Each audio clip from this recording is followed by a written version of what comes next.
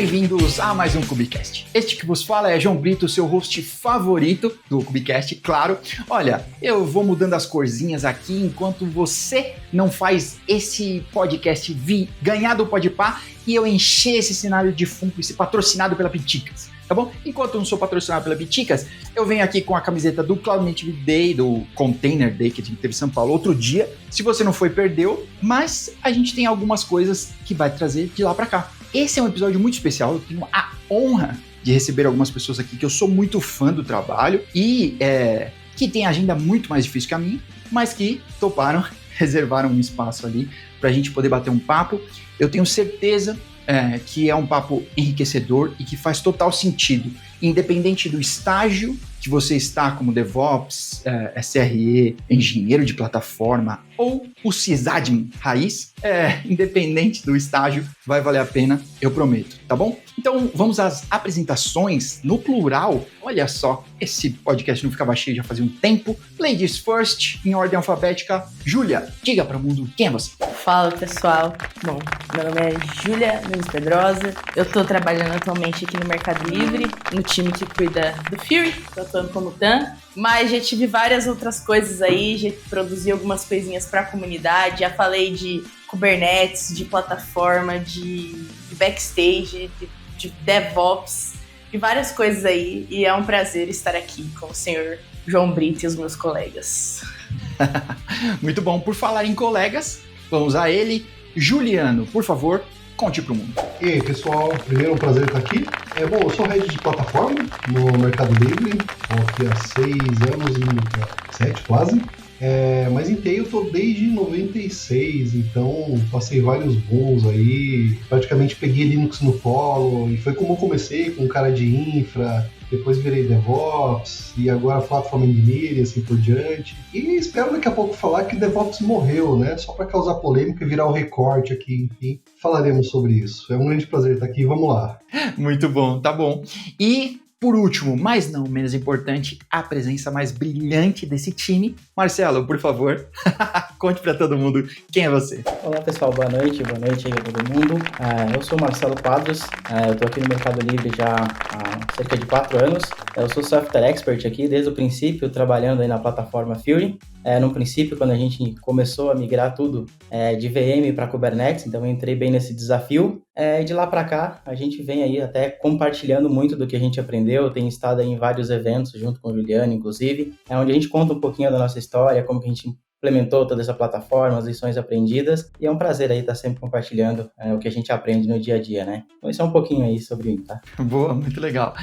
Inclusive esse episódio não é patrocinado, mas poderia. Na verdade é patrocinado porque tem a hora de todo mundo aqui, ó. Olha que garrafinha linda, olha. Gente, Shaping Our Next 25 Years. Bom, o que tem dentro dessa garrafa, vocês nunca saberão.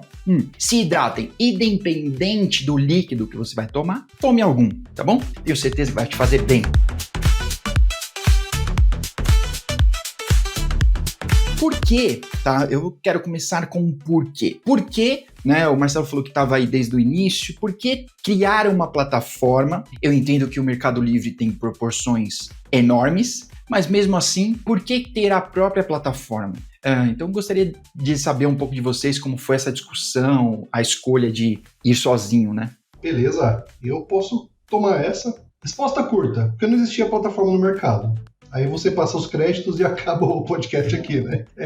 Enfim, mas realmente o Fury nasceu há 11 anos, indo para 12 quase. Então, nesse momento, não existia esse conceito de plataforma, né? O próprio Kubernetes, né? Enfim. Então, não existia essa discussão. Assim, então, o que foi pensado no momento, há esses 11 anos atrás aí, é que o Meli tinha um problema que precisava ser resolvido. E, em super resumo, qual era o problema? Nós tínhamos aqui a famosa estrela da morte da Netflix, aquele conglomerado de microserviços, sem padrões, sem atualização, custos às alturas e assim por diante.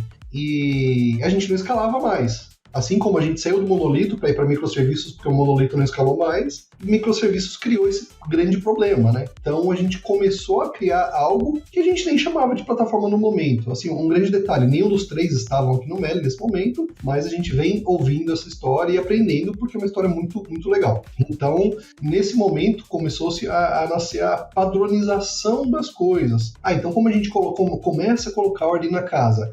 Vamos padronizar as tecnologias, as stacks que as pessoas podem desenvolver. Depois vamos padronizar o fluxo de CI/CD.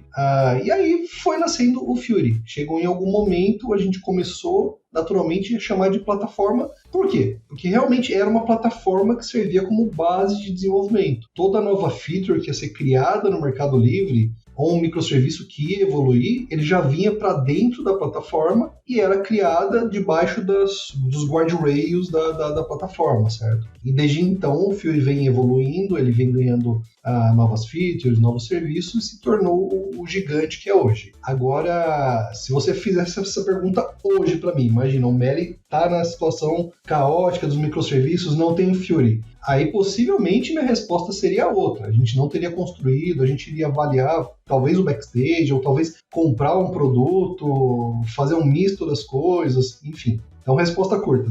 Criamos porque não existia, tá?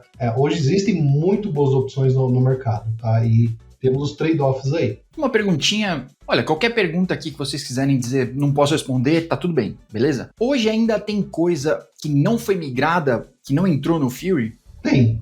85% da tecnologia do Meli está no Fury, 15% não está e talvez nunca esteja. Uhum. E tá tudo bem, porque são casos de inovação, uma linguagem não suportada, que é muito pouco usada, não faz sentido. É uma coisa que a gente chama de enlatado. O cara precisa rodar o SAP, por exemplo. Ou uma coisa muito comum, a pessoa de marketing compra um software lá de marketing, enfim, vai fazer X e precisa correr na Azure, numa máquina Windows, sei lá. Uhum. E tá tudo bem. Mas mesmo nesses casos aí, na maioria desses casos, tudo também é governado. A infra é criada via IAC, a gente tem uma detecção de drift, a gente tem algumas camadas de segurança aí, porque naturalmente é aí que vai dar, a gente pode falar palavrão, né? É aqui que vai dar cagada, é ali que vai dar cagada, porque naturalmente esse ambiente é menos controlado. E aqui a gente chama esse ambiente de off-Fury, e a gente tem um pseudo-Fury também chamado Cloud Controller, que é onde as pessoas criam essas stacks. Só que assim, diferente do Fury, o Fury é um ambiente totalmente no-ops, que com Next Finish, a pessoa vai lá e cria um recurso, gerencia seu workload, assim por diante. No Cloud Controller, a pessoa já tem mais uma interação com o Terraform da vida lá. Ela pode fazer uma edição e assim por diante. Então, são dois aspectos distintos. Inclusive, esse Cloud Controller é muito mais próximo com algumas plataformas que estão no mercado, tipo a Cortex, a Port, se eu não me engano, que no final do dia são gerenciadores de infraestrutura. Crossplane, talvez? Mais 85% e esse é a conta. Aí um parênteses, talvez fica uma lição para quem está assistindo esse capítulo, que é investir em plataforma. Aí esse mundo off-Fury, ele sempre provê feedback para o mundo Fury. Então surge uma necessidade X lá, essa necessidade começa a ser recorrente. Opa, faz sentido a gente ter esse serviço aqui no Fury. Mas se, por exemplo, o João entrou aqui no Meli, o João quer programar é o exemplo que eu sempre dou, tá? O João quer programar em Elixir. Porque assim, a resposta é não. Você não vai, João. Você vai programar no Fury, que provê para você aqui Java, Go, Node, assim por diante. PHP não, tá? Para gerar mais polêmica.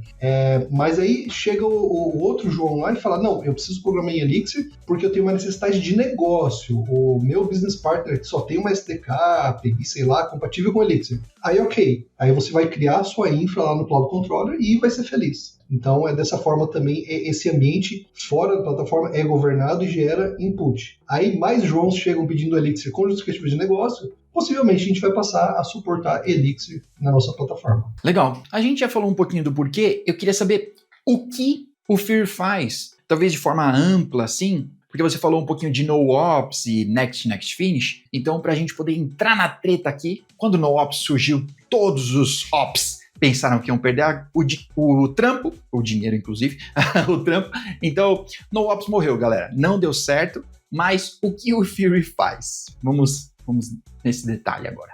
que eu posso tomar essa, tá? Bom, o que o Fury faz?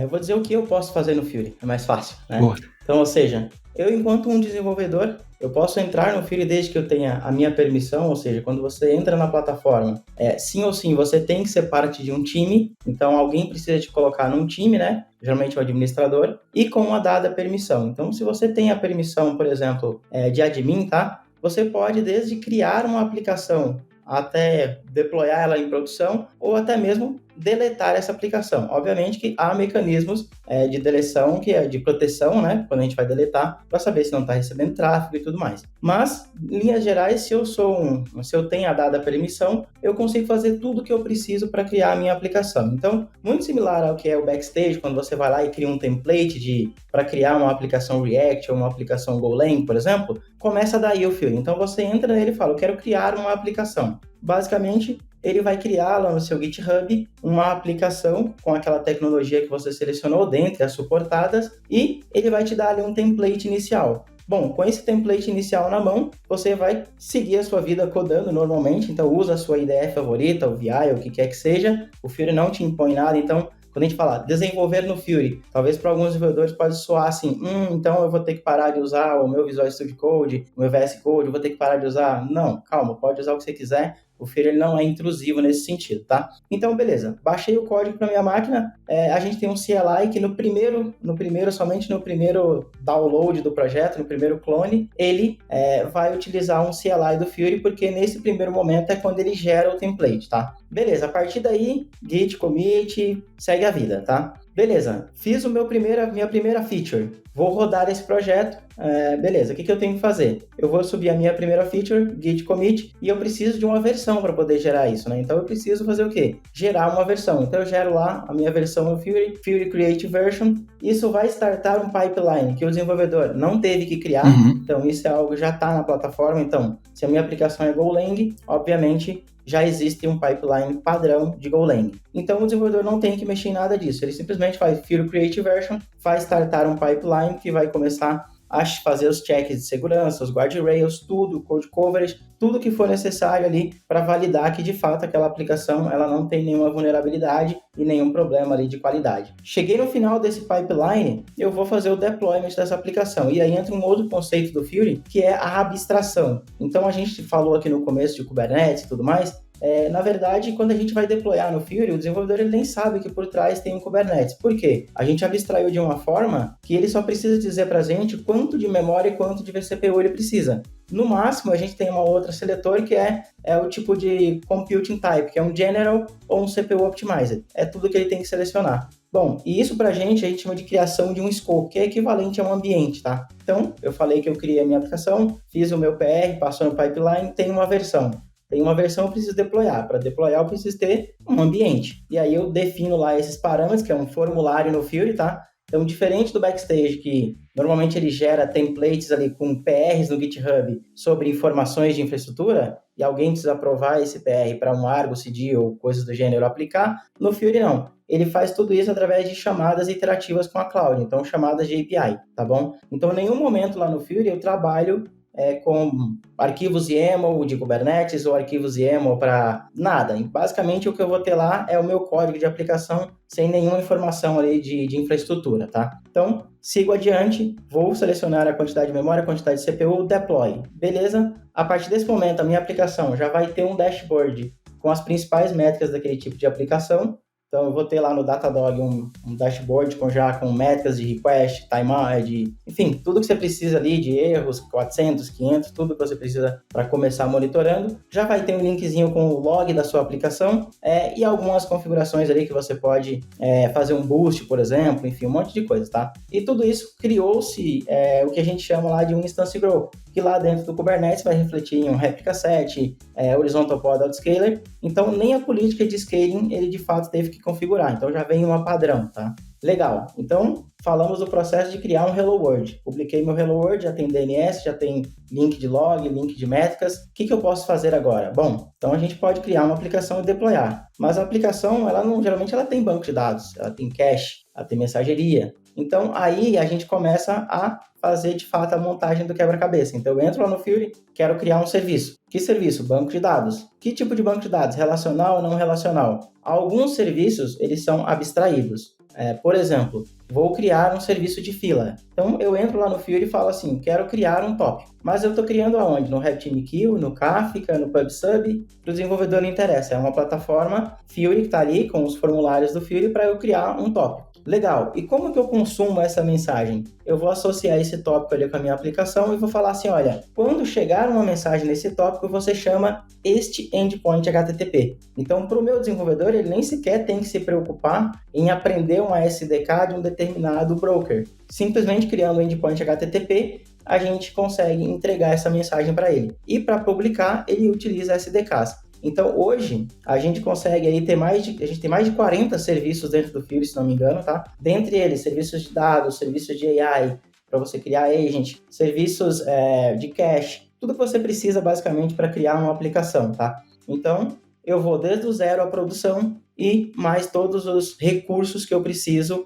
de armazenamento, de fila e assim por diante. Então, é basicamente isso que eu consigo fazer no Fiori. Criar a aplicação, fazer o deploy, monitorar e, consequentemente, agregar esses recursos totalmente no-ops, simplesmente preenchendo formulários sem que ninguém precise aprovar. Então, normalmente, esse fluxo está totalmente na mão do desenvolvedor que tem a dada permissão. Legal. Tenho só uma perguntinha sobre isso que você estava explicando. Então, os arquivos de configuração, né, que serviriam os templates, né, que o Backstage usa e tudo mais, eles não vão para o domínio da Squad. Eles estão todos escondidos no Fiori, abstraídos, escondidos não, eles estão todos abstraídos no Fiori, e então eu só tenho, como desenvolvedor, sei lá, eu só tenho o painel do Fiori, é isso? Exatamente. Eu não mexo, eu não tenho o código ou, sei lá, um arquivo do Argo, essas coisas, né? Eu não tenho nada disso. Exato, assim, tipo... É até legal eu falar, porque eu sou a integrante mais nova do time. Então eu tô com esse depara mais fresco na cabeça, assim, né? De tempo de time você tá falando, né? Não tá falando da idade dos caras, né? Não, jamais entraria nesse assunto sensível, não, só você mesmo.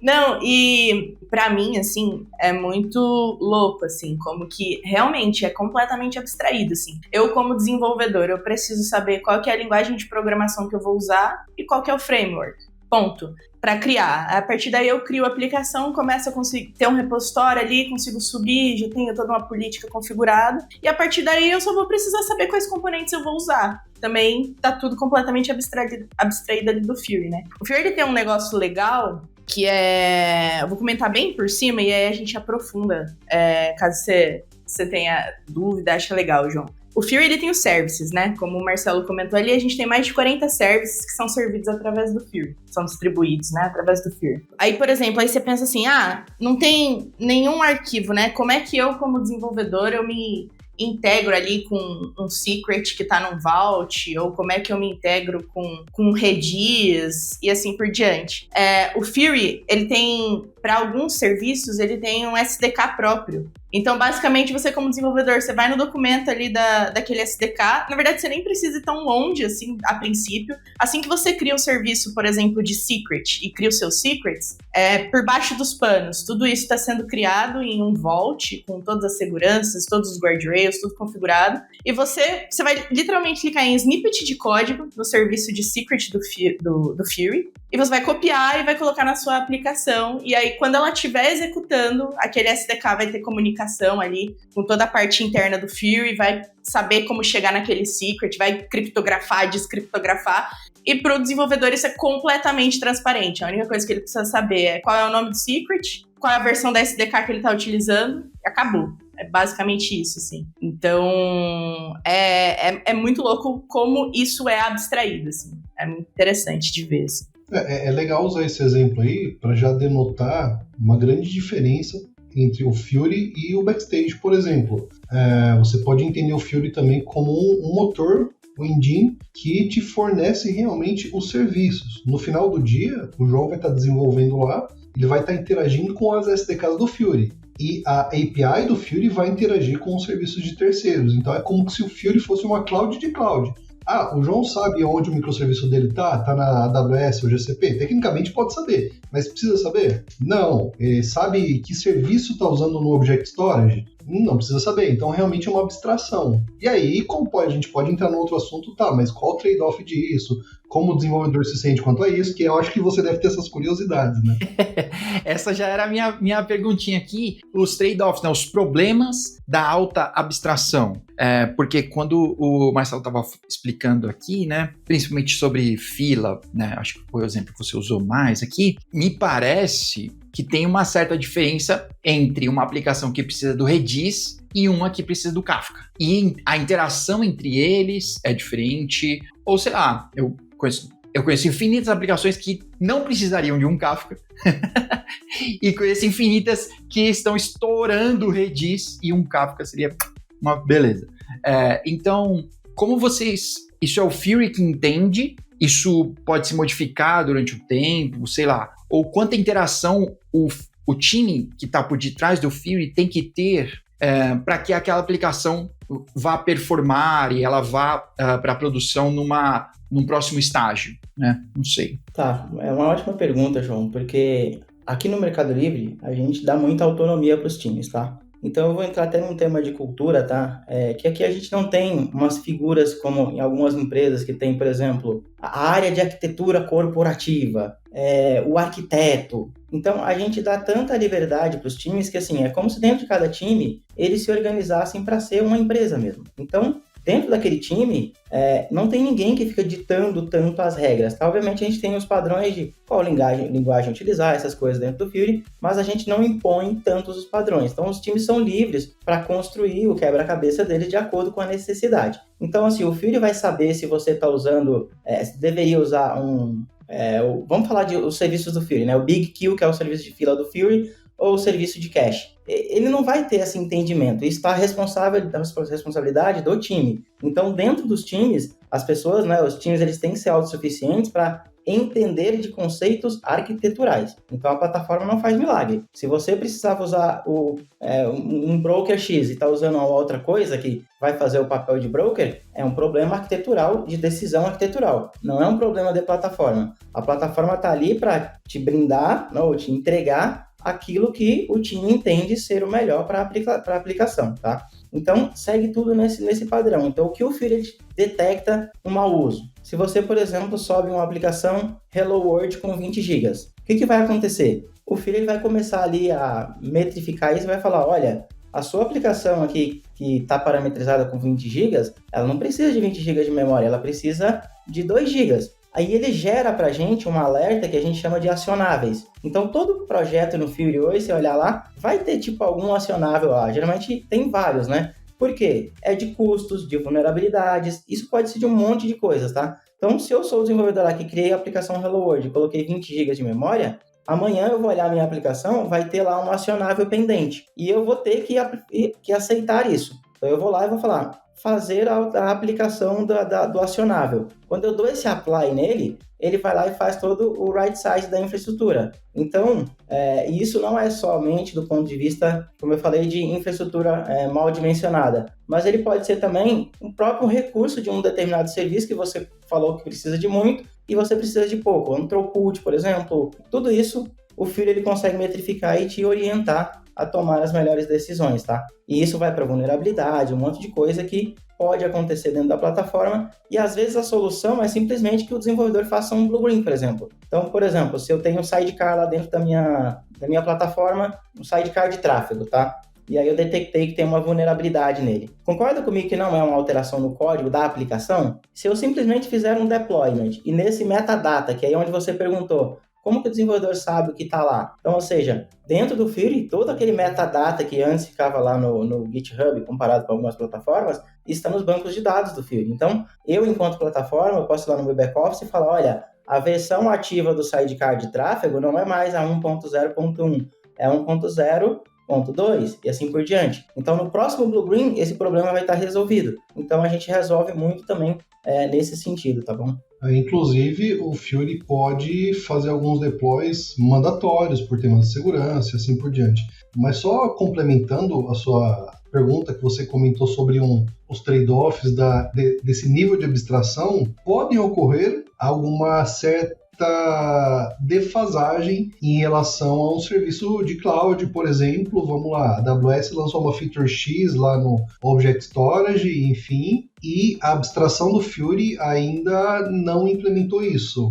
Normalmente, não ocorre porque, como um grande parceiro dos cloud providers, etc., nós temos acesso early access, né? Então a gente fica sabendo das novidades, a gente já vai se preparando, etc., mas tem algumas que eventualmente a gente decide não implementar. Uhum. E aí esse gap acaba ocorrendo mais quando a gente tem um recurso multi-cloud, porque daí o recurso tem que funcionar lá na GCP, na AWS, então, eu não posso usar um recurso específico da GCP, por exemplo. E aí é comum até de um desenvolvedor questionar, mas esse negócio é tão legal lá da GCP, por que eu não posso usar? Porque a gente tomou a decisão de ter uma plataforma que brinda toda essa camada de segurança, essa camada de blá, blá, blá, e não faz sentido.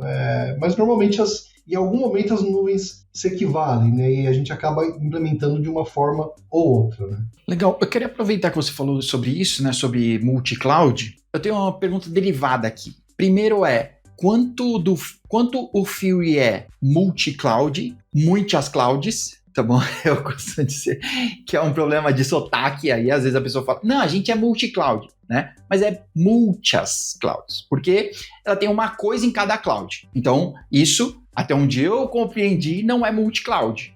Então, quanto do Fury é multi-cloud e quanto que de novo, da abstração, né? Que o Squad tem controle sobre isso, né? Tipo, sei lá, quanto eu quero que esteja em outras regiões, qual SLA, né? Sei lá, como ele vai dizer isso, né? Para o Fury. Perfeito. A resposta a isso está muito direcionada ao serviço em si. Assim, então vamos dizer, se eu estou falando de workloads, eu posso dizer que o Fury é multi-cloud. O engine de computação nosso suporta GCP e AWS. Mas aí depende dos serviços, isso não acontece por decisões dos times de serviço. Assim, por exemplo, decidiram comprar um lock-in. Compraram um lock-in com a GCP para o sistema de mensageria nosso, porque valeu a pena. Uhum. Ponto. Então, o nosso sistema de mensageria está no GCP. Ponto. E assim, aí isso também, além do serviço em si, a gente tem um conceito aqui que a gente chama de criticality, que o Marcelo me lembrou aqui no chat, que define basicamente as garantias que uma aplicação vai ter. E dentro dessas garantias está multi-region, multi-cloud, assim por diante. Então, quanto mais crítica a aplicação, mais garantias a gente tem que prover e possivelmente ela vai estar mais próxima de ser um multi-cloud real, e assim por dizer, certo? Massa, legal. Vocês falaram também um pouco sobre monitoração, que a aplicação já sai assim, né? Eu entendo que esse provavelmente é o primeiro tópico quando você vai falar de plataforma, é visibilidade, porque parece que é inversamente proporcional, né? Você abstrai muita coisa, mas precisa dar visibilidade sobre outro monte de coisa. Mas também eu queria entender quanto a isso, quanto vocês precisam dar mesmo de visibilidade, visto o quanto que o Fury está abstraindo, né? Então, tem certas coisas, né? O Marcelo citou aí do sidecar e etc. Então, sei lá, network policy, né? Talvez eu não precise dar essa visibilidade, porque ele não vai tocar nisso nunca, né? Então, como vocês mesclam isso e quanto que o time precisa ver e quanto ele é owner, para usar startupês aqui, da aplicação dele, né? Quanto ele mete a mão e... Acho que eu posso tomar essa também. O que acontece? Boa pergunta essa daí, né? Porque muitas vezes a pessoa fala, se ele nem sabe que a aplicação dele está no Kubernetes, como que ele sabe o estado do pod? Então, ou seja, dentro do Fury a gente trabalha com alguns conceitos também, que aí entra na nomenclatura do Fury, né? Ele entra lá em instâncias, réplicas. Então, às vezes ele trabalha com conceitos genéricos. Então, ou seja, se eu sei se a minha réplica está healthy ou unhealthy, faz diferença eu saber se é uma VM ou se é um pod? Às vezes não faz. Network Policy. A gente tem Network Policies que a gente, por exemplo, dentro do Kubernetes, existem algumas Network Policies para comunicação, enfim. Só que, por outro lado, me leva até um questionamento que alguém fez um dia, né, que quer. Quando a gente pergunta ao desenvolvedor o que ele quer, ele sempre fala que quer acesso.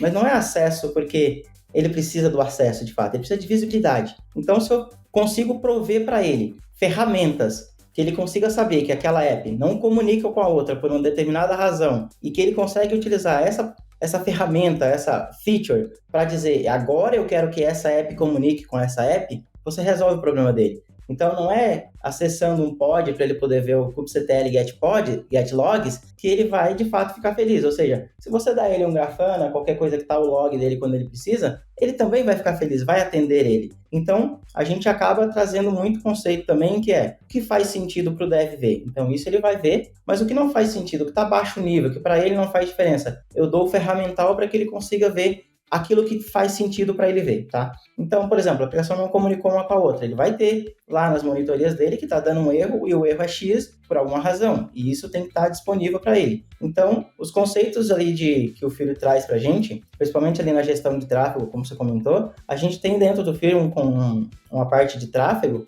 que é como se existisse um API Gateway. Então, quando eu subo as aplicações no Fury, por default, elas não se comunicam, elas não se enxergam, até que eu realmente deixe explícito que eu quero expor aquela rota. Então, a gente começa muito por aí. Então, essa questão de que, bom, mas essa aplicação pode conectar com essa? Tem regras lá dentro de que a gente cria de plataforma, mas ela não afeta a vida do desenvolvedor porque ele tem uma camada acima que ele pode gerenciar tráfego. Então, algumas coisas ali que a gente vai ter ali, mais por segurança, por exemplo, se um componente não pode fazer request para outro, mas não uma aplicação, por exemplo, componente ali, um sidecar, coisa do gênero, a gente tem esse tipo de regra, mas ela está muito mais no nível de proteger a minha infraestrutura e garantir que o Fury não vai quebrar de forma arquitetural, mas, por outro lado, eu dou um layer mais abstrato para ele, que é onde ele realmente precisa interagir. Então, o que impacta ele de fato, geralmente é uma camada superior. Então, isso sim, a gente entrega para ele tudo o que ele quer ver. Por exemplo, tem uma partezinha no Fury que a gente vai lá, a gente lá, Open Terminal. Ele vai abrir um terminalzinho muito similar ao que você tivesse dentro de um pod. Só que eu posso digitar lá um rm-rf barra que não acontece nada. Por quê? Por trás dos panos é uma abstração do terminal, mas ele passa por um filtro ali que ele só tem alguns comandos específicos. Então, é dessa maneira que a gente provê ali para o dev toda essa abstração, a segurança e visibilidade que ele precisa, tá? Aqui a gente deixa uma lição para quem possivelmente está assistindo e quer mexer com plataforma, que é, visibilidade é fundamental. Se você não dá visibilidade na sua plataforma para o seu dev, ele vai usar outra coisa, ele vai cair fora, tá? Então, anote.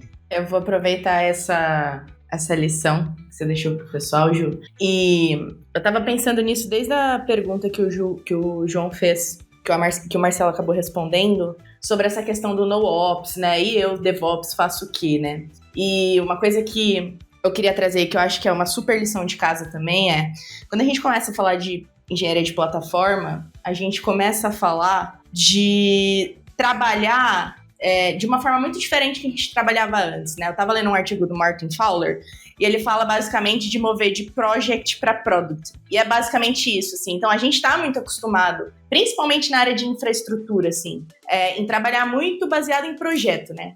Projeto começou, projeto terminou, projeto começou, projeto terminou. E quando a gente fala de plataforma, principalmente por se tornar uma interface de entrada para tudo que há de TI, basicamente, a gente, para cada um desses serviços que a gente oferta dentro dessa interface, a gente precisa de fato que tenham times com uma expertise mínima de gestão de produto. Para quê? Para você conseguir fazer esse entendimento de feedback, você entender o que é prioritário, o que é que não é. E no fim do dia é assim que o Fury chegou onde ele está hoje, né? É entendendo essas demandas e trabalhando dentro desse ciclo de feedback e implementando essas melhorias todas, né? Então, eu acho que esse é um ponto que ele tá muito linkado, assim, quando a gente tá conversando aqui, que a gente fala, o time de determinado serviço pode entender que é interessante implementar um multi-cloud, enquanto o outro time vai entender que não é importante. E isso é muito dessa maturidade individual de cada produto, né? Entender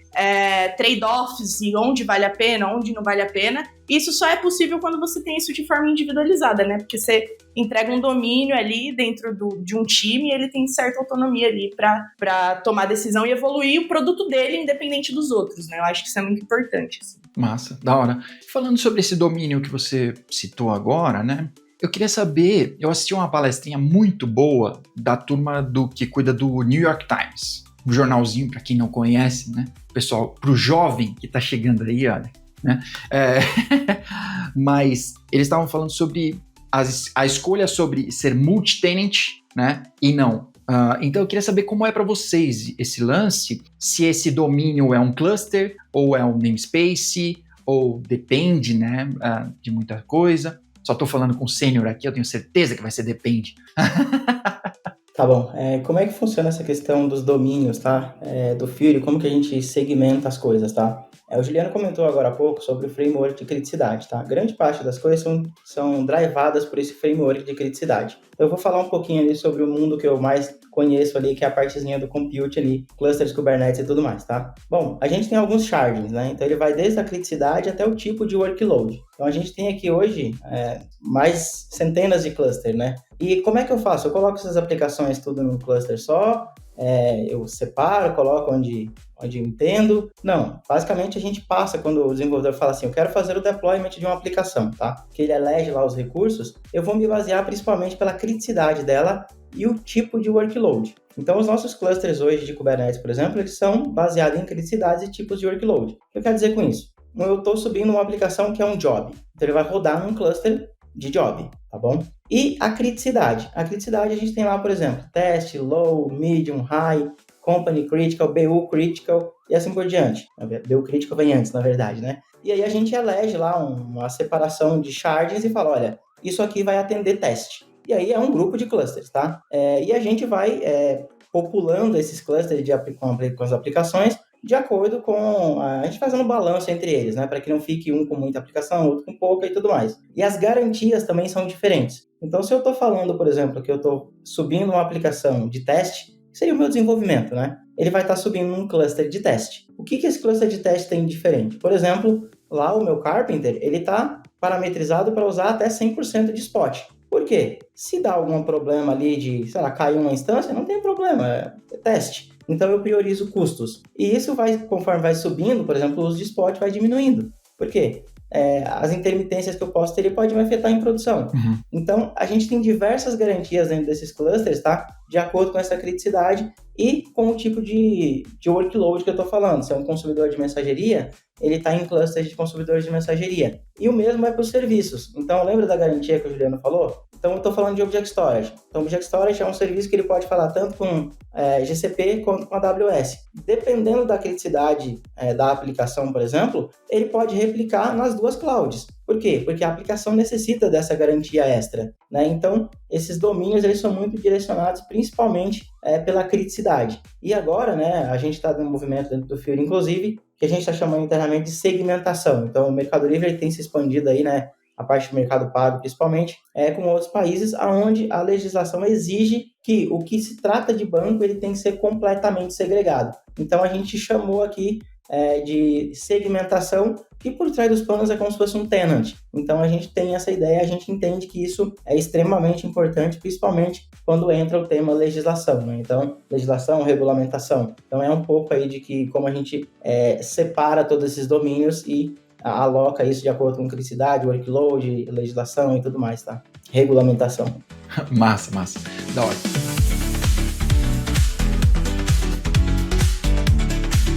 Bom, olha só, você estava falando sobre Google, AWS, e até tem uma pergunta tricky aqui no meio, né? Você falou do Carpenter. Bom, eu queria saber se todos os Kubernetes que vocês utilizam são gerenciados, né? Então é GKE e EKS. Se tem alguma coisa que não é, se tem alguma coisa que não é gerenciado, e se você usa Carpenter fora da AWS também. Então, diz aí. Legal, cara, boa pergunta. Geralmente nos perguntam bastante sobre isso. A gente usa ambos gerenciados, tá? Tanto a EKS quanto o GKE, tá? Legal. Sobre o uso do Carpenter, a gente usa Carpenter em AWS, tá? Então, como a gente sabe, o Carpenter ele saiu ali na AWS, né? Então, inclusive, a gente foi ali um dos primeiros a utilizar Carpenter junto com a AWS, inclusive abrindo feature request, né? Então a gente começou ali junto com eles, sempre tem um time da AWS muito próximo da gente, então a gente iniciou com eles ali, fazendo uso do Carpenter, então hoje a gente faz uso do Carpenter nos nossos clusters de AWS, e na GKE, o que a gente usa, né? Na GKE, a gente estava usando lá o Cluster Autoscaler, mas a gente vem agora trabalhando junto com a GCP. O GCP também entrou muito forte aqui com a gente no tema de parceria com o que eles chamam lá de Node Class, né? Baseado nesses Node Class aí que eles estão, que é quase, no final das contas, é quase uma implementação de Carpenter ali da GCP, né? Então a gente tem conseguido ali tirar proveito de muitas daquelas funcionalidades do Carpenter na GCP, porque segue o mesmo conceito ali, basicamente, né? Mas com produto Google. E aí o nosso time, inclusive, a gente estava no Google outro dia, né? Que a gente foi lá falar sobre Fury, falar um pouquinho sobre o nosso trabalho e sobre essa parceria. E, inclusive, a gente foi nomeado lá, né, agradecendo o time, que a gente já tem um time aqui que a gente chama de time de serverless, né, que é o time que toma conta dessa parte de computing. E nomearam lá uma pessoa do nosso time, que é o Léo, né, e falou, olha, o Léo foi um dos caras do Brasil que mais contribuíram aqui para o desenvolvimento de Node Class no Google, então reconhecendo ele nominalmente, né. Então, com diversas feature requests, diversas coisas que a gente tem de necessidades aqui, né, de infraestrutura, e a gente passou lá para o Google, e eles vêm sim atendendo boa parte desses pedidos, né? Então um trabalho em conjunto aí, atendendo, né, todas aquelas necessidades que a gente tinha lá do Carpenter, porque o Carpenter realmente ele veio para revolucionar ali a forma com que a gente escala ali a parte dos nodes, né? Então na GCP a gente já tem conseguido ali resultados bastante satisfatórios aí com essa parceria do Google, tá? Legal, massa. E vocês têm aí, não é? Olha, as clouds que me perdoem aqui, eu não tô querendo falar mal de ninguém. A pergunta, na verdade, é técnica, né? Se vocês sentem diferença entre o serviço que é provido, o gerenciado, entre aspas, né? O hosted Kubernetes, se vocês sentem diferença, assim, putz, faltava essa feature aqui no GKE, ou, sei lá, alguma coisa que vocês tiveram que dar uma forçada para poder equalizar aí os dois Kubernetes. Não, assim, eu particularmente também não sei tanto a respeito, tá? Porque como a gente sempre trabalhou aqui com o gerenciado, talvez ali um pouquinho que a gente passou uma vez com a AWS, foi uma vez que, assim, a gente, se não me engano, a gente não monitorava ou a AWS não expunha as métricas, eu não me recordo exatamente o que era, tá? Mas a gente não tinha ali as métricas de control plane, exatamente, tá? E o que acontece? Teve uma vez que começou a falhar os nossos cluster Kubernetes. Falhar cluster Kubernetes, a gente olhava todos os nossos dashboards e todos os nossos cacarecos lá que a gente tem, né?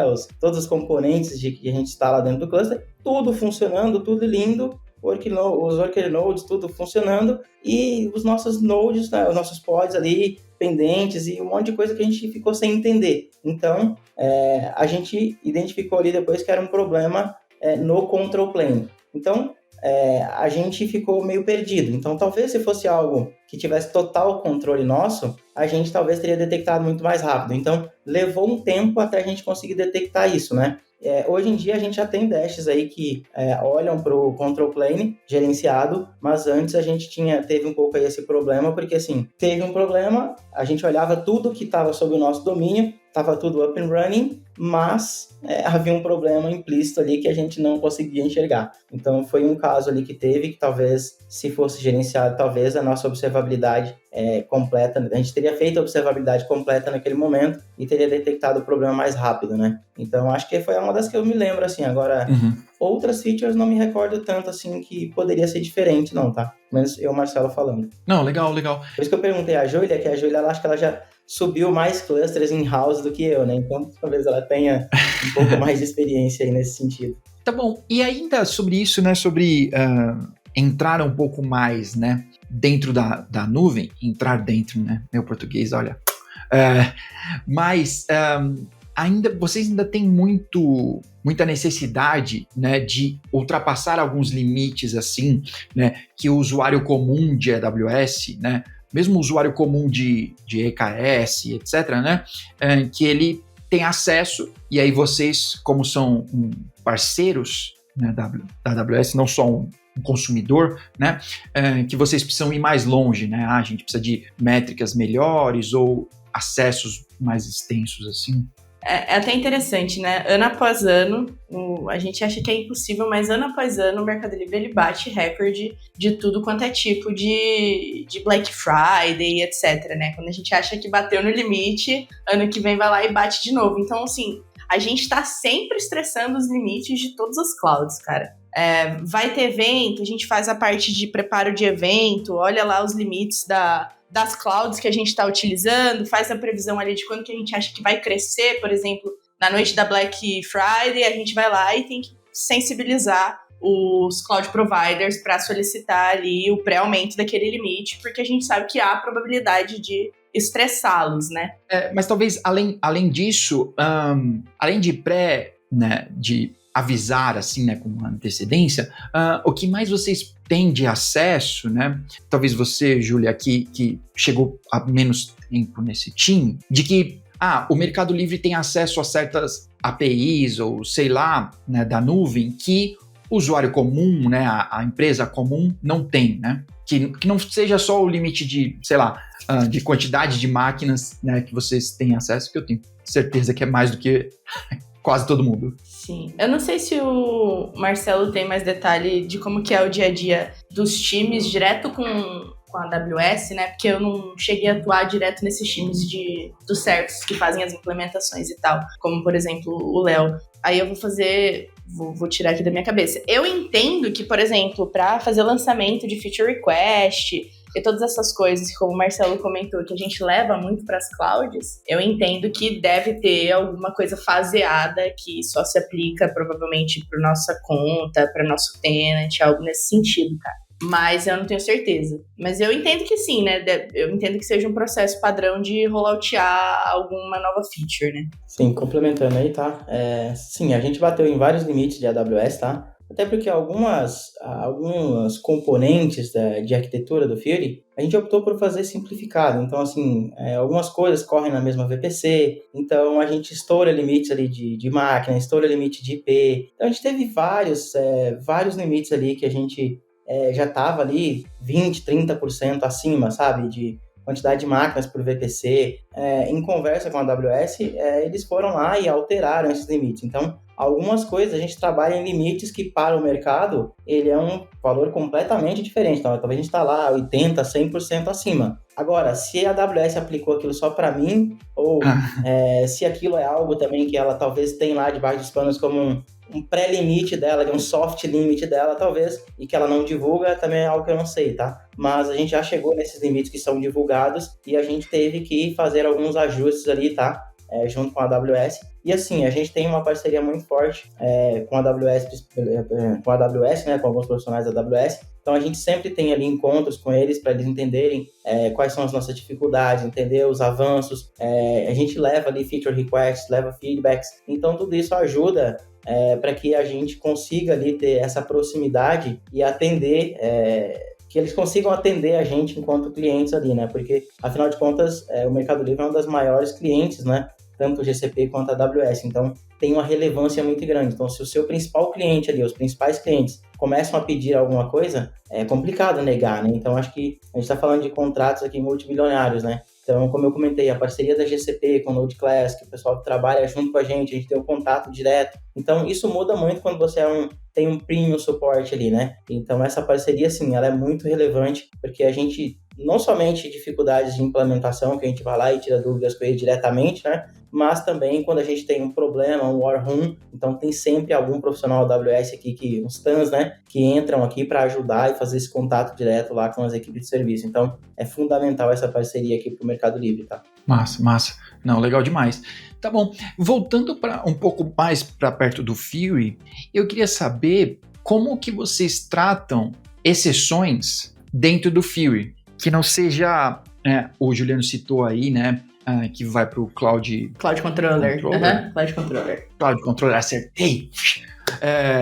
Então, que não seja o caso, né, de que ele ainda está dentro ou próximo aí, né, do que o Fury fornece, se o Fury dá essa liberdade ainda de ter exceções, né? Então, de repente, alguma coisa que é muito core do Mercado Livre, ou sei lá, mas que precisa de um plus a mais, né? Então, como que vocês tratam isso?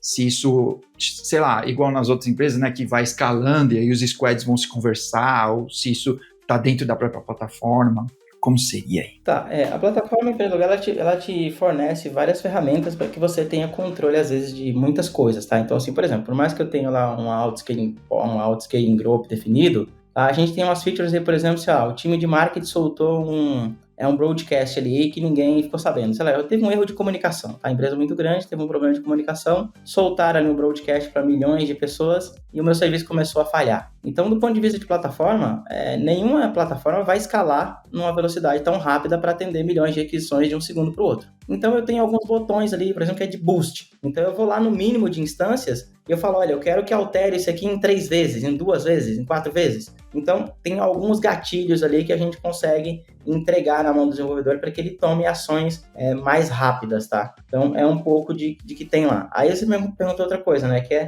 como a gente trata essas dificuldades. Então, essa é uma questão de que, talvez uma plataforma entregou uma política default e eu vou ter que ficar preso a ela? Não, tem alguns mecanismos. Agora, quando o tema é serviço, né? Como a gente comentou lá no começo, eu preciso sim ou sim utilizar uma feature sei lá, só o broker Kafka me serve. O que vai acontecer? A gente tem um processo dentro do Fury que a gente chama de Service Modeling. Então, hoje em dia, por ter mais de 40 serviços dentro do Fury, é muito difícil a gente ver situações em que o cara precisa ir completamente fora do Fury. Até porque ele poderia construir lá no Fury e somente alguma coisa, né, ele utilizar de fora, tá? Mas, se ele opta por subir, por exemplo, um Kafka, ele vai ter que gerenciar isso. Então, isso é muito ruim. Então, o cara, ele evita o máximo. Por quê? Quando a gente entrega a plataforma Fury para o desenvolvedor, o que ele quer no final do dia é sossego. Ele quer que se der um problema no broker, ele não vai ter que responder por isso, é um time de plataforma que vai responder por isso. Então, enquanto desenvolvedor de produto, é muito tranquilo, né, a gente não ter que tomar conta da infraestrutura. Eu me preocupo com minha aplicação.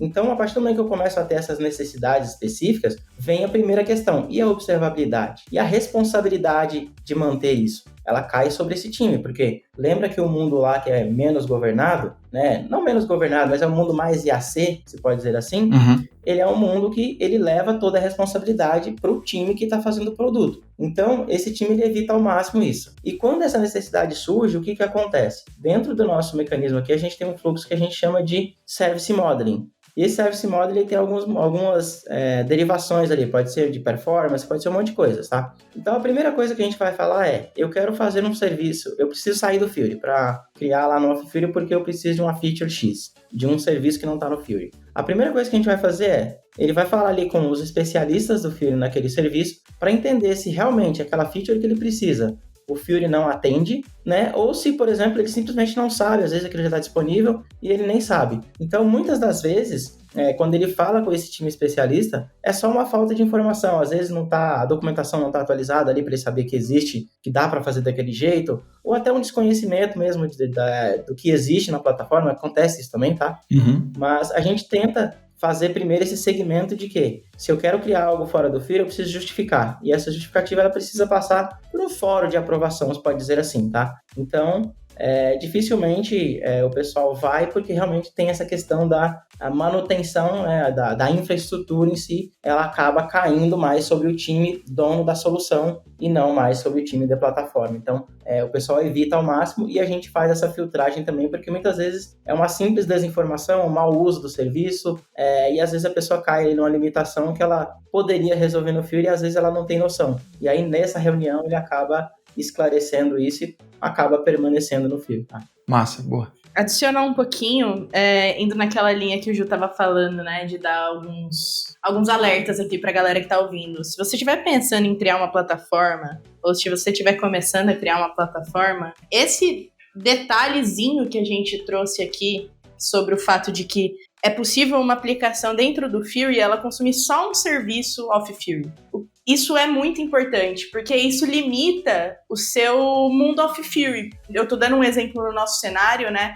Mas isso vai servir para qualquer plataforma. Então, ao invés do desenvolvedor ou da squad ter que ir lá fazer deploy de um Kubernetes, de um ECS, de tudo separado da sua plataforma, ele consegue criar só aquele serviço que ele precisa e a partir daí ele consegue fazer a integração ali com a aplicação rodando dentro da sua plataforma. Então, quando você estiver fazendo o design da sua plataforma, pense nisso, pense em como que você vai prover minimamente um serviço para que a infraestrutura que está rodando fora seja acessível pelas aplicações que estão sendo deployadas dentro da sua plataforma.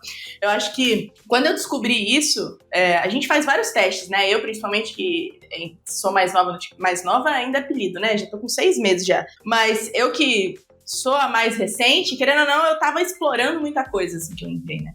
E quando eu tava fazendo uns laboratórios, e aí quando eu notei isso, eu falei, caraca, que legal, porque eu tava indo com a ideia de que eu ia ter que subir tudo nessa plataforma do Cloud Controller, e no fim do dia eu só precisava subir aquele servicinho específico e eu já conseguia reaproveitar a parte boa do Fury, que é justamente todas as automações e tudo que funciona sem você ter que se preocupar muito, né? Então, eu acho que essa é mais uma liçãozinha legal aí, e que eu vejo poucas pessoas falando sobre isso, pra ser bem sincera, sobre essa comunicação e prover esse autosserviço dessa comunicação com o legado, né, por assim dizer. Nossa, muito legal. Gostei muito. Eu não tinha pensado nisso, porque normalmente plataforma é tudo ou nada, né? Exato. Ou você está comigo ou está contra mim. E não existe isso, né? E eu acho que esse é o maior problema, na verdade, né? Porque daí você não prioriza, você não faz lá o 80-20, você acaba tentando resolver tudo, e aí no final você deixa o seu time que tá cuidando da plataforma maluco. Não tem outra saída, você deixa o seu time que tá cuidando da plataforma maluco. Ou faz um inimigo, né? Ou faz um squad ser o seu inimigo, né? Tipo, poxa. Exato. Né? Diz aí, Marcelo. Não, tomar cuidado, né? Porque geralmente esse tipo de coisa é o que realmente afeta ali a adoção da plataforma, né? Quando você vem com uma plataforma que ela te limita mais do que te possibilita, aí você começa a encontrar problemas, né? Então, ou seja, por mais que você não atenda tudo, tente não bloquear algumas coisas, né? Ou seja, tente dar alternativas, mas alternativas controladas, né? Então, ou seja, por mais que eu não esteja totalmente off-Fury por ali, eu aproveito tudo que tem de bom ali no Fury, já é bom. Eu precisei usar uma feature muito específica do SQS. Cara, utiliza. Talvez você chegou à conclusão de que tem que ser aquilo mesmo, tá tudo bem. Mas aí o Fury, ele te dá um acesso ali, se pode dizer assim, tá? Que é seguro, ainda é controlado. Mas o serviço aqui que você tá plugando desse lado, né, que tá fora do Fury, ele é totalmente responsabilidade sua. Então, se você criou lá um recurso X na cloud, você vai ter que criar também uma monitoria em cima dele para te alertar, porque o time de plataforma, por mais que aquilo vai estar catalogado em algum lugar, não é responsabilidade do time de plataforma, porque a gente cuida da plataforma. Se você criou algo fora, você tem que ser o responsável por manter isso, tá? O bom é que essa própria experiência já puxa a sardinha para a plataforma, né? E a pessoa vai ver o trabalho que é ela cuidar de um simples SQS, que ela vai estar gerenciando, e ela vai falar assim, nossa, não, a gente precisa ter que parar de usar isso. O que a gente vai fazer aqui na nossa aplicação para a gente conseguir entrar 100% firme? Ownership é um aliado.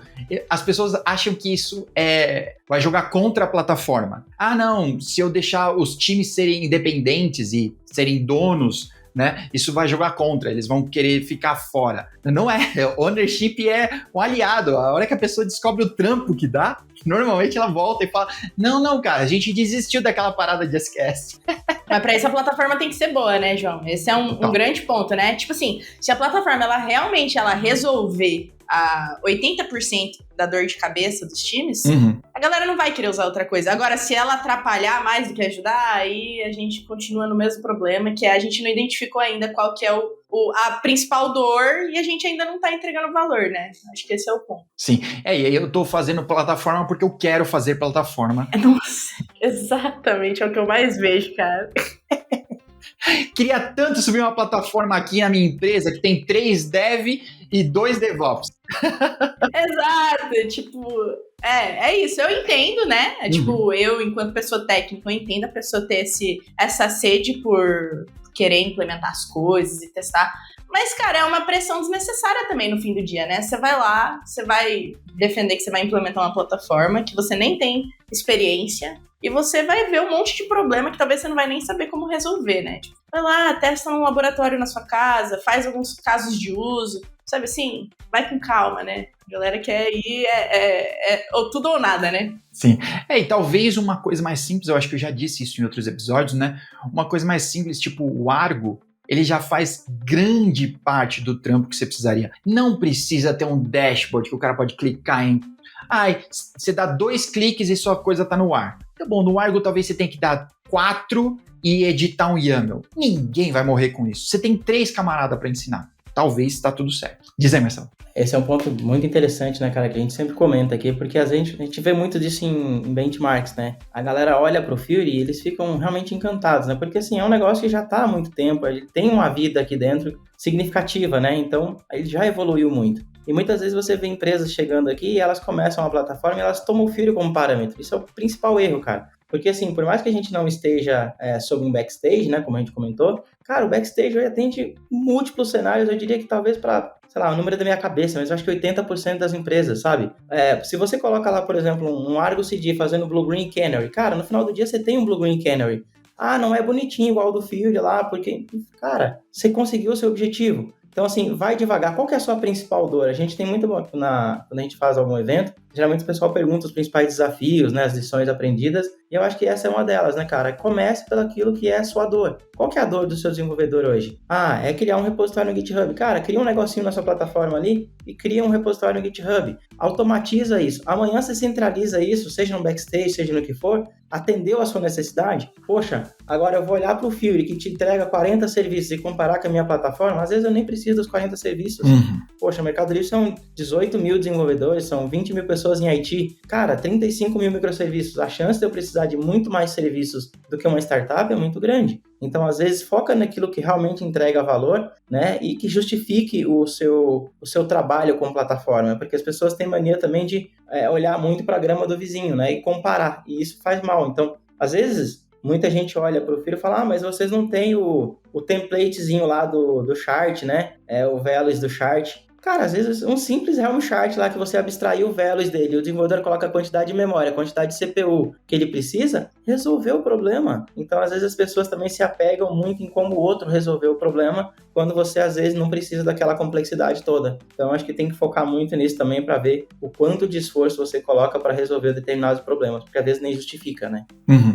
E eu acho que grande parte desses problemas são resolvidos com um bate-papo. Traz a turma pra mesa e você troca uma ideia. Às vezes o cara chegou, a gente gravou o episódio passado com o Lucas, e ele falou que estava numa reunião e chegou um cara convencido de que o nosso problema vai ser resolvido com Kafka.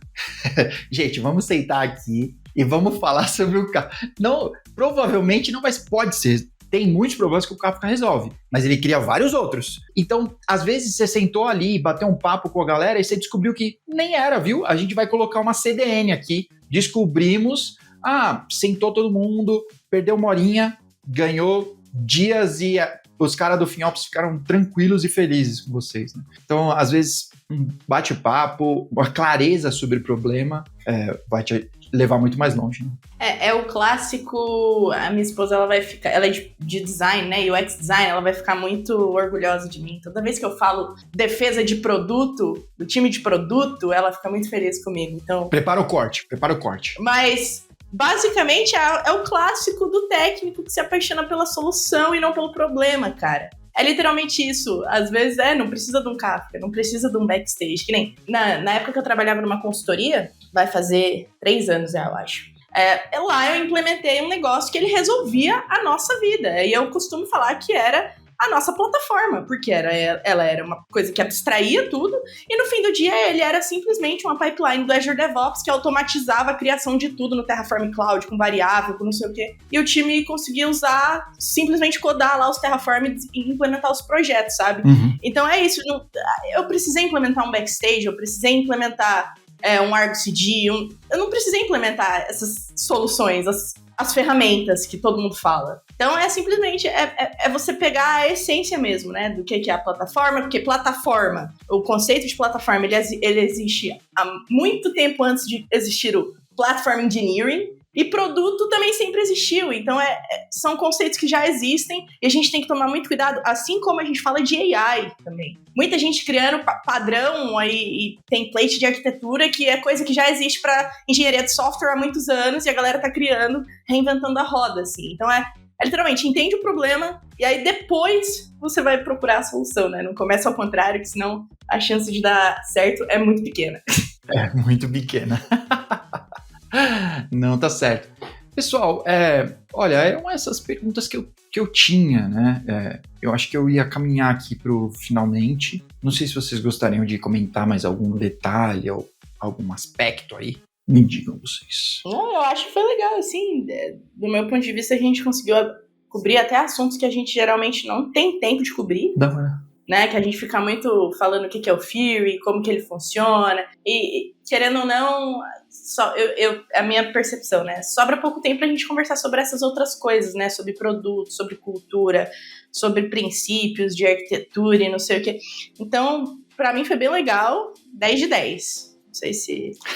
Eu também acho que sim, foi bem legal. A gente conseguiu sair um pouco até só do tema central ali de plataforma, falar um pouco tanto de cultura e tudo mais. Acho que conselhos, né, tudo mais, é bem legal isso, as lições que a gente aprende. Então é legal compartilhar tudo isso também. E uma coisa legal, né, cara, que a gente conversou com muitas empresas nos últimos anos aí, principalmente eu e Juliana, tipo, muitas empresas. Todo mundo, cara, tá criando a sua plataforma. Todo mundo está criando a sua plataforma. E muitas vezes não é porque ele precisa de uma plataforma, às vezes é porque ele simplesmente quis criar alguma coisa ali para seguir a hype do mercado. E quando ele vai criar a plataforma, a primeira coisa que ele vê é o backstage, mas é aquilo que a gente comentou no começo, né? Qual que é a sua dor? O que você quer resolver? Talvez não é com backstage, talvez simplesmente com um template de Helm chart e um Argo CD ele resolveu a vida. Mas às vezes o time de arquitetura ali, o time de TI, existe um pouco do ego técnico, né? Então a galera, eles querem fazer mais, às vezes sem precisar. Então a gente viu histórias assim também de pessoas criando coisas que poderiam ser muito mais simples e eles começando com uma arquitetura ali bastante complexa. Então acho que vale focar também ali nos quick wins, o que você realmente precisa resolver, porque no final das contas a plataforma para mim ela pode ser diferente da plataforma para sua empresa. Como a Julia comentou, ela criou um pipeline que era a plataforma da empresa e tá tudo bem. Então acho que é saber identificar o seu problema e qual que é o tamanho do escopo da sua solução, são soluções-chave aí, para que você de fato possa dizer que você tem uma plataforma dentro de casa, né? Não, total. Ô João, aproveitando o gancho do backstage aí, eu falei com 294 empresas nos últimos 3 anos e eu vi um comportamento muito recorrente que é assim, muitas estão implementando o backstage, que é fenomenal, tá? Não é uma crítica contra o backstage, mas, porque eu quero criar um catálogo. E ponto. Assim, eles começam daí. Assim, as equipes não pensam como o Marcelo estava falando aí, no que eles vão resolver. Qual que é o quick win para o negócio, para a empresa. É um nerd. A backstage é legal e eu vou criar um catálogo porque vai facilitar todo mundo ver o que eu tenho aqui e tal. E não é assim que funciona. Você tem que realmente resolver um problema de negócio, tá? Então... planteio essa dica aí, cara. Não começa pelo catálogo, começa pelo que você agrega valor. Boa. Eu tenho uma pergunta sobre o Fury novamente. Você falou lá no início, nossa, onde eu vou voltar agora? Mas eu quero aproveitar esse lance do catálogo, que vocês limitam, né? Você usou o exemplo do Joãozinho, eu quero deixar aqui minha dica para vocês, parem de dizer que tudo é o João. Eu não aguento mais ir no mercado e ter que comprar 30 melancias ou 15 dúzias de laranja, pelo amor de Deus. Mas como vocês ofertam esse catálogo, vou continuar nessa palavra, né? Do lance que a gente usa muito de golden images, sabe, desse template, assim. Eu não sei se vocês já usaram o OpenShift. O OpenShift 3 era assim, né? Você plugava o código direto e o OpenShift buildava com uma imagem pré-pronta. Então, como vocês ofertam isso no Fury?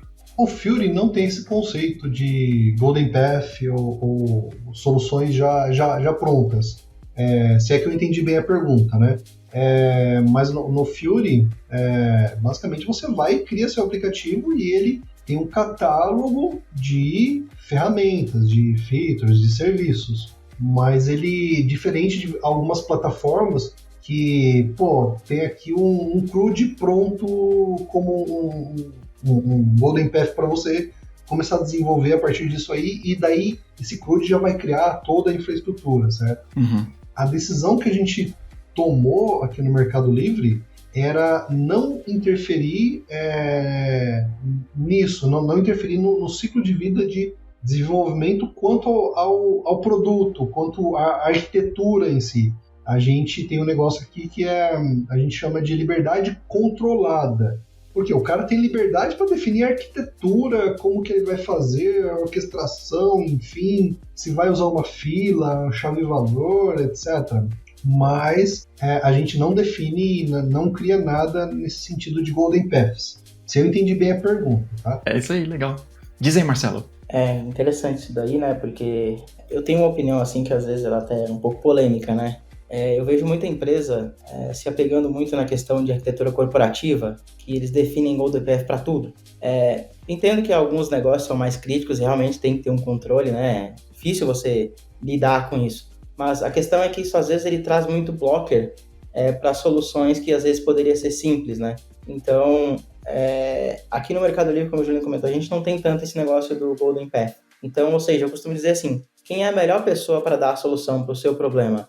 É você que conhece o problema no detalhe ou eu de plataforma que estou trabalhando com o mundo ilusório? Uhum. Então, assim, é complicado isso. Então, às vezes, algumas coisas a gente precisa pensar, mas limitar a ponto de, se você quer usar um Kafka e um Java, tem que ser exatamente assim. Mas pera, cara, às vezes não é isso que ele quer utilizar. Às vezes, né? Então, assim, é uma coisa bem complexa, sabe? E eu acho que quando a gente olha para a liberdade, como o Juliano comentou, do Mercado Livre, de eu deixar o time resolver isso, eu acabo tendo times muito mais responsáveis, porque quando ele elege alguma coisa para ele trabalhar, ele precisa realmente aprofundar, porque aqui no MELI quem faz toma conta. Então, ou seja, eu sou obrigado a responder por aquela minha aplicação. Então, geralmente a responsabilidade que cai sobre o time é muito maior. Então, esse time também ele foca muito mais ali em explorar realmente o problema dele, como ele tem que resolver e muitas vezes da forma mais simples, porque a complexidade às vezes ela te traz muitos problemas. Então acho que trabalhar com essa questão do Golden Path tem seu valor, mas em alguns casos ela pode atrapalhar mais do que ajudar, porque você tentar dar uma solução é igual que dar uma solução para um problema que não existe. Então, ou seja,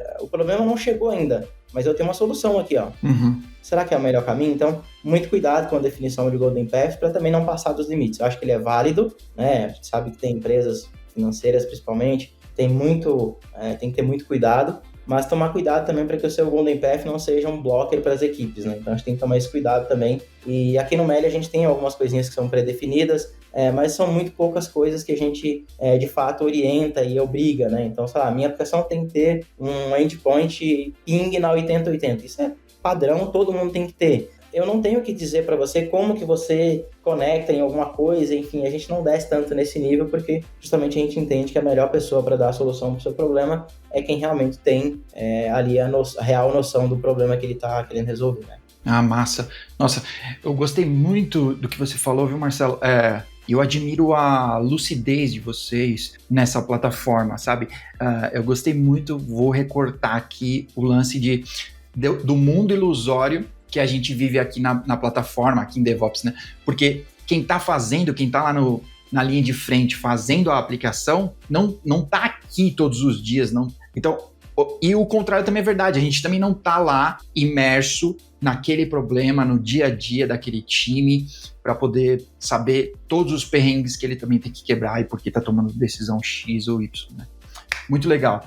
Olha, pessoal, vocês que estão nos assistindo, vamos fazer uma parte 2? Interativo, tá bom? Só vai ter uma parte 2 se vocês mandarem umas perguntas aí nos comentários. Comenta, manda pergunta, manda dúvida, pra gente poder preparar uma parte 2 que vocês queiram, tá bem? Por quê? O ano tá acabando.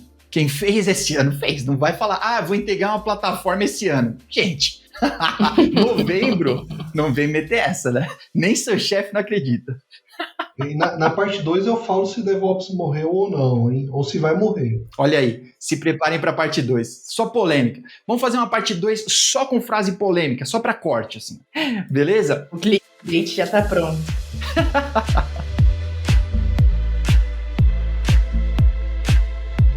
Bom, pessoal, então, olha, para a gente caminhar aqui para os finalmente e para o pessoal esquecer que ele tem boleto e de repente tem task no Gira para ele fazer, né?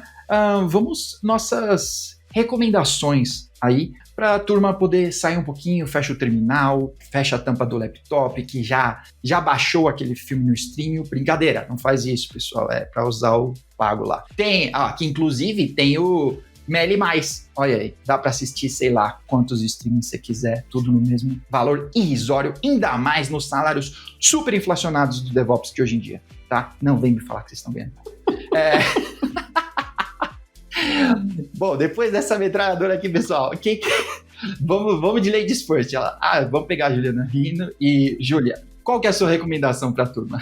Não, muito bom, muito bom. Tava conversando com o Juliano e com o Marcelo aqui, falando, já pensem nas suas dicas aí, porque obviamente eu sou uma ouvinte assídua do Cubicast, né? Então eu já vim pensando. Cara, basicamente eu estou numa fase em que eu estou assistindo muita série recentemente. Então eu tenho duas. Uma que eu não vou deixar a minha opinião, só vou deixar a dica. É Tremembé, que só se fala disso, né?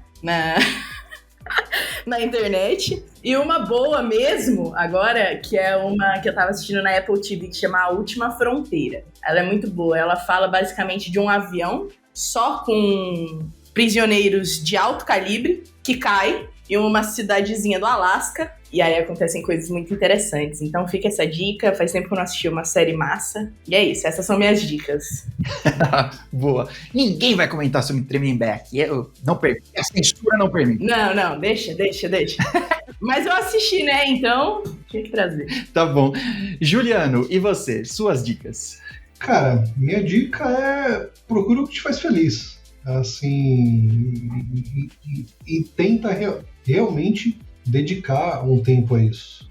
Porque não vai naquela dos coaches aí não, de trabalho enquanto eles dormem, né? Para com isso, a vida é uma só, você tem que ser feliz, tem que se dedicar à família, você tem que se dedicar à saúde. Eu particularmente adoro videogame, eu jogo Fortnite com a minha filha. Hoje eu tenho todos os videogames possíveis, mas não tenho tempo para jogar todos os videogames possíveis, né? Aquele paradoxo, né? Mas usa o seu tempo com sabedoria, assim, trabalho não é tudo, então essa é a vida. Existem momentos, claro, de virada, existem momentos que você vai comer pizza, de madrugada trabalhando, enfim, principalmente nessa loucura de AI agora, todo mundo achando que vai perder o emprego para AI, mas não compra neura, não fica louco, o mundo não vai acabar, as coisas vão passar, e busca uma coisa que te faz feliz, e dedica tempo, legitimamente é isso. No meu caso, é videogame e tempo de qualidade com a família. Da hora, muito bom. Boa. Marcelo, agora é com você. Cara, eu acho que eu compartilho muito do que o Juliano tá falando, né? Eu acho que a gente, principalmente a gente que trabalha com IT, né? As coisas mudam todo dia e às vezes gera uma pressão muito grande de estar sempre atualizado, saber tudo. Então a gente sempre fica muito vidrado em querer aprender tudo e esquece de um monte de outras coisas. Esquece dos amigos, esquece de família. Então eu acho que assim, cara, faça o que te faça feliz, né? Ou seja, não esqueça de reservar um tempo. Se é estudar tecnologia, tudo bem, mas reserve um tempo também para falar com os amigos, reserve um tempo ali para a família, acho que isso é importante, né? Faça o que te faça feliz, acho que é o mais importante aí, em resumo, né? E, obviamente, né, nunca deixe aí de estudar, porque, obviamente, isso faz falta, né, principalmente se você é técnico, né, acho que é legal isso. Eu sou um cara que eu não gosto muito de me prender muito em coisas como série, coisa que eu tenho que ficar na frente da TV dias, horas, né, eu sou muito um cara de YouTube, eu gosto de coisa rápida, assim, de assistir um vídeo ali, entende rápido, no 2x às vezes, mas, obviamente, também não deixar isso passar do limite, né, então a gente tem que saber se dosar também, porque há outras coisas além de TI, além de TV, né? Tem ali um momento que você vai na empresa, você toma um café com alguém. A gente tá sempre aprendendo, né, cara? Eu costumo brincar muito que o dia que eu vou no Mercado Livre, eu volto de lá com uma coisa que eu não sabia. Então, assim, às vezes uma simples conversa ali de boteco, né, que a gente faz no café ali, a gente escuta coisas que você fala, nossa, eu não sabia que isso existia. Aí você chega aqui, às vezes não tem nada a ver com tecnologia, mas você chega aqui com uma dica financeira,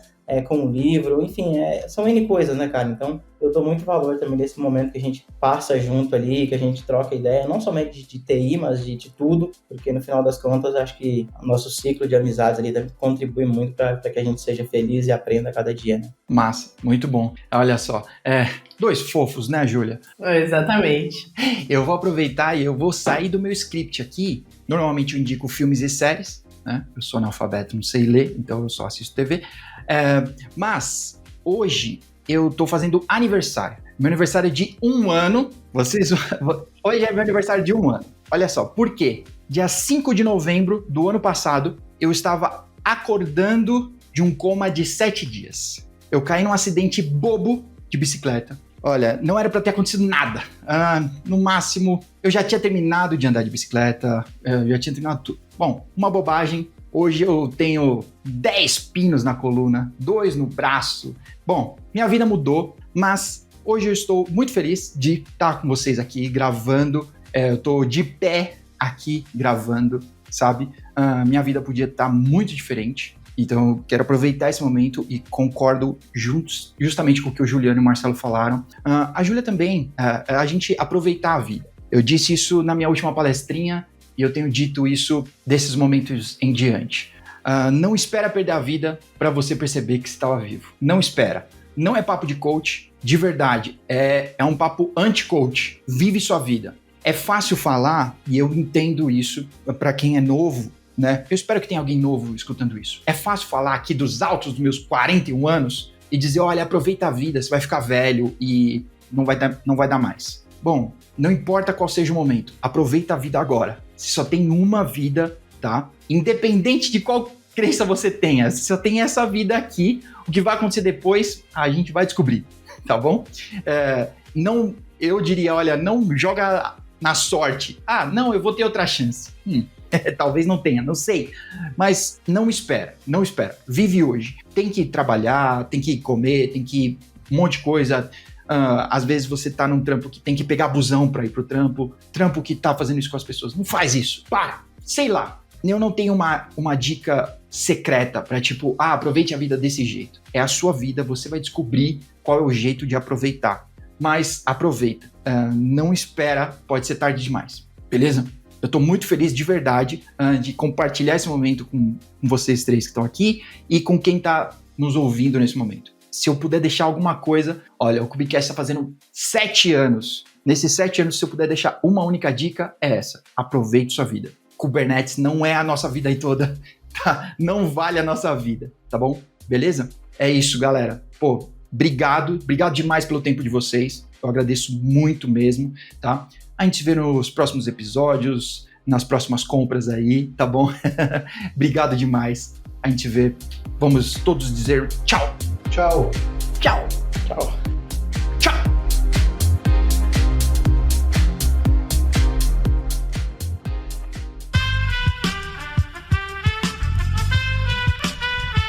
Esse podcast foi editado por Aerolitos Edição Inteligente.